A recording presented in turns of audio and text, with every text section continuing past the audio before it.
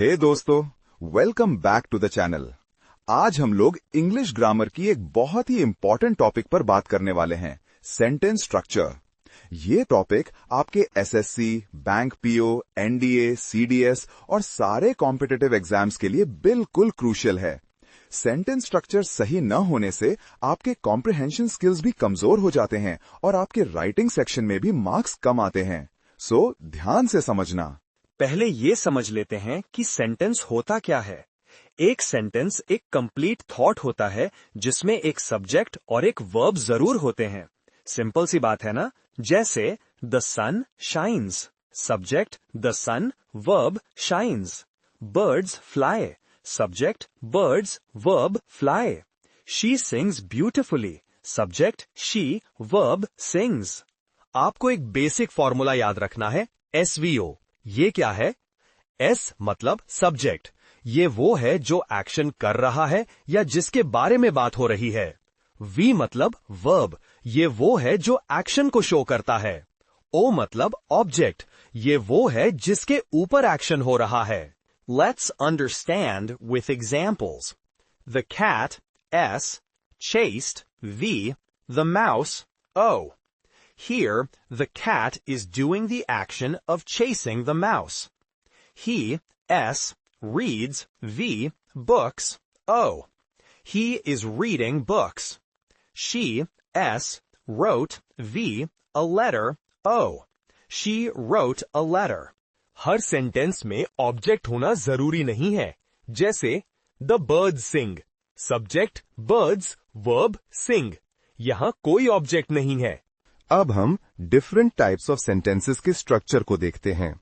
1. Simple sentence. इसमें सिर्फ एक इंडिपेंडेंट क्लॉज होता है।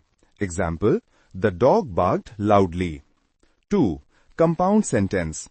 इसमें दो या दो से ज्यादा इंडिपेंडेंट क्लॉजेस होते हैं जो coordinating conjunctions and, but, or, nor, for, so, yet से जुड़े होते हैं। Example, the dog barked loudly and the cat ran away. 3. Complex sentence. इसमें एक independent clause और एक या एक से ज्यादा dependent clauses होते हैं।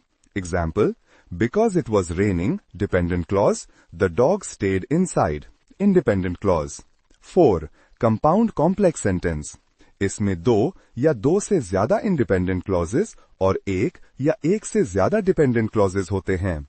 Example, although it was raining, dependent clause, the dog went outside, independent clause, and he barked at a squirrel, independent clause. Common errors and confusion. Subject-verb agreement. बेटा, ये बहुत इंपॉर्टेंट है।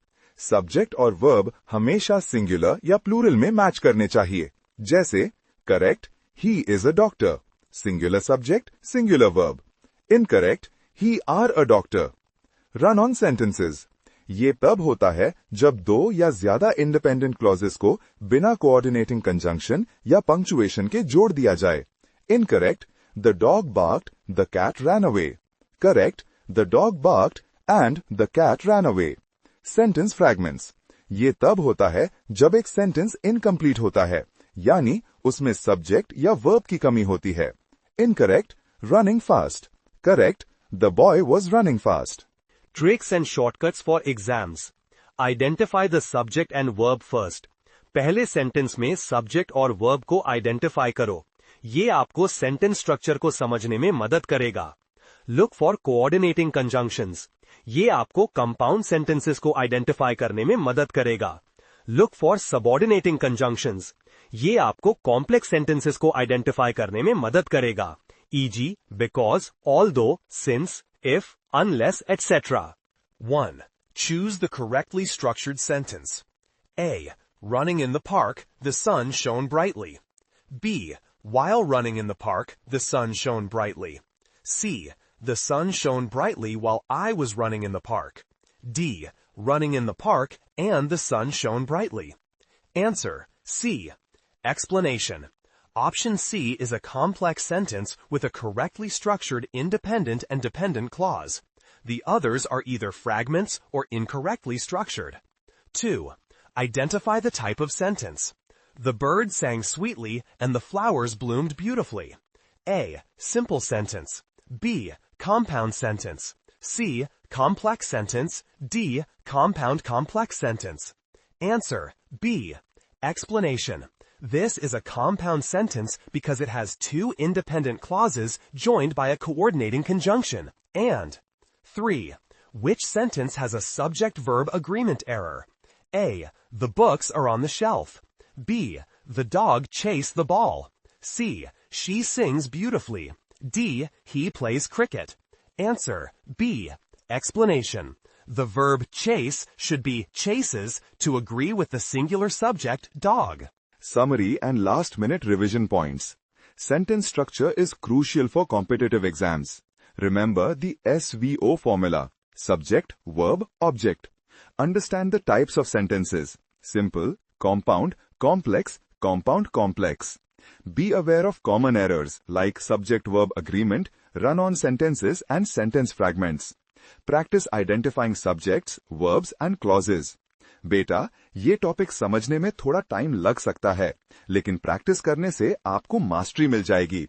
रेगुलर प्रैक्टिस करो, MCQs solve करो और अपने doubts clear करो. All the best for your exams.